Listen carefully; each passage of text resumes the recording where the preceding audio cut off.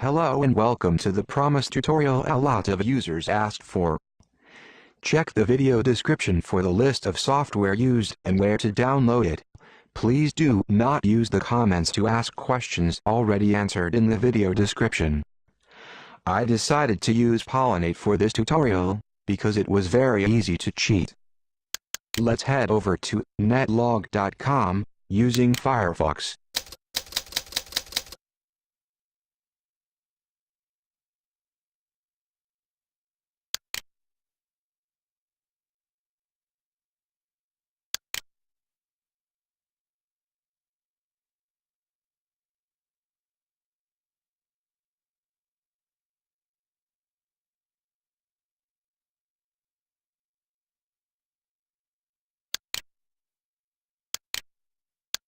The small size of whatever it is called, demands some skills. Imagine how much easier the game would be if the radius of that thing were much bigger. Let's see how we can achieve this. Open a new tab in Firefox by pressing Ctrl+T on the keyboard. In the section called Disk Cache Device, we see the path of the Firefox's cache folder. Click on List Cache Entries. Now press Ctrl+F to open the inline search feature of Firefox and type in .swf. The cursor jumps to the first hit. Click Next till you find the entry called Chains. Chains seems to be the real name of the game. Open that entry by a single click. In the line File on Disk, you see the complete path and the file name of the game inside the cache folder. Mark the line except the file name and copy it to the clipboard. Open the path in Windows Explorer the way you like, or use Windows key plus R to open the Execute dialog and paste the path from the clipboard. Search the file given in the path and create a copy on the desktop or wherever you want it.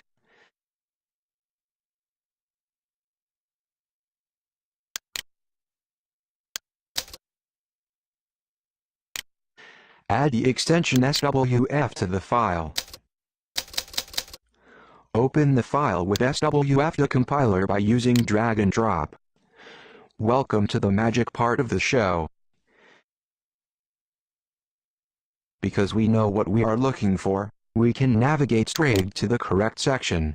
Usually you would spend some time investigating the code, searching for right place to position the lever. What we see here is the compiled source code of the application. Scroll down to line 90, where the grow radius is set to 37.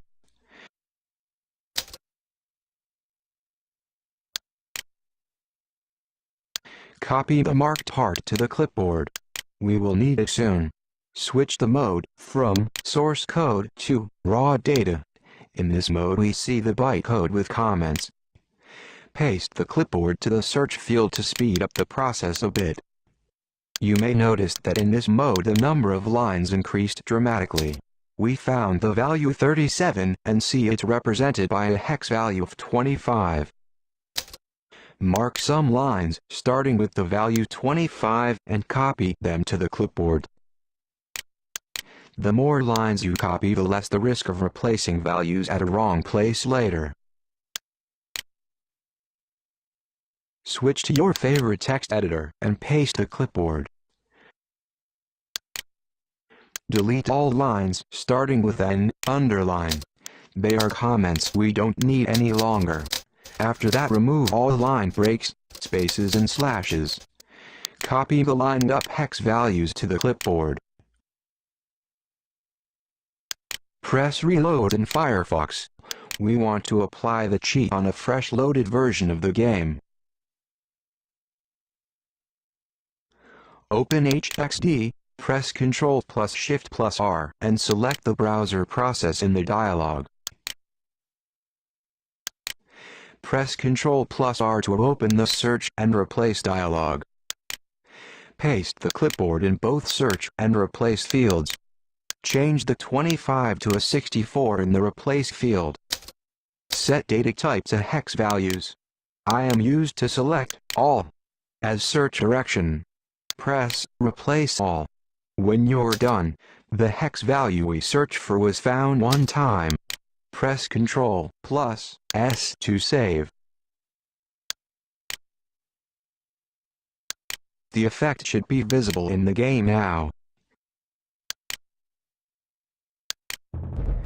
The game is no longer a challenge. When the page gets reloaded, the cheat is gone, because Firefox loads the unaltered game into the RAM. To get a more resistant cheat, we will patch the game inside the cache folder. In order to do that, we first need to decompress the SWF file. The c.w.s indicates the file is compressed. The search and replace will not work yet.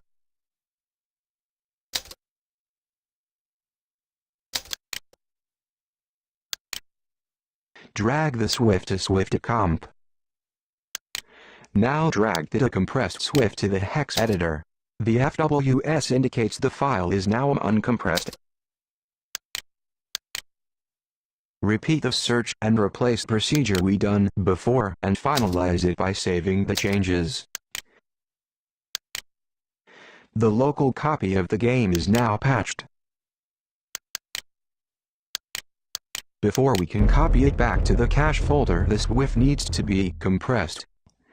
To fool Firefox and prevent reloading the unpatched game from the server, the file size should not differ in size.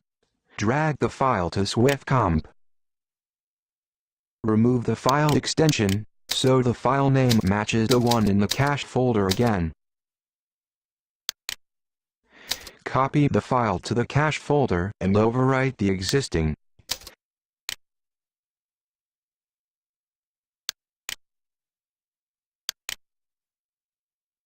Press Reload in Firefox and load the patched version from the cache folder.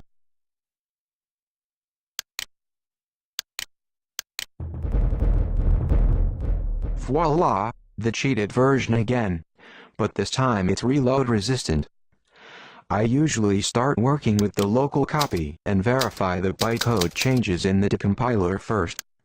Add the extension again and open the file with the decompiler.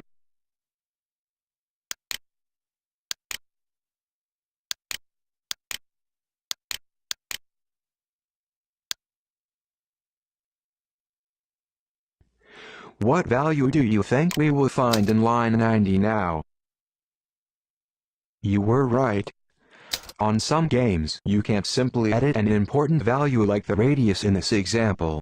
Sometimes it is useful to alter if, then statements by replacing less than or equal signs.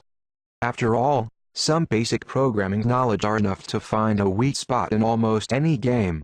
When it comes to bytecode, the ActionScript Virtual Machine 2 overview from Adobe comes handy. Have fun bending the rules.